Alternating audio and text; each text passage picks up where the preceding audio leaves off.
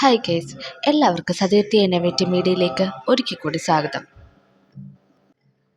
ഇന്ന് നമ്മൾ ഓച്ചിറ വൃശ്ചികോത്സവ മഹോത്സവത്തെ പറ്റിയിട്ടാണ് പറയാൻ പോകുന്നത്. ഇതിനെ 12 വിളക്ക് മഹോത്സവം എന്നും പറയുന്നുണ്ട്. വൃശ്ചികം 1 നവംബർ ടു ഡിസംബർ മാസങ്ങളിലാണ് ഇത് നടക്കുന്നത്. 12 ദിവസമായിട്ട് നടക്കുന്ന മഹോത്സവമാണിത്. ഇവിടെ ഫേമസ് ആയിട്ടുള്ള ഒരു വഴിപാടാണ് കുടിൽ കെട്ടൽ എന്ന് പറയുന്നത്. ഭക്തർ വിശ്വാസപൂർവ്വം കുടിൽ കെട്ടി അവിടെ നിൽക്കും. ഇതൊരു വ്രതം പോലാണ് ഭക്തർ ഇവിടെ കുടിൽ കെട്ടി താമസിക്കുന്നത്.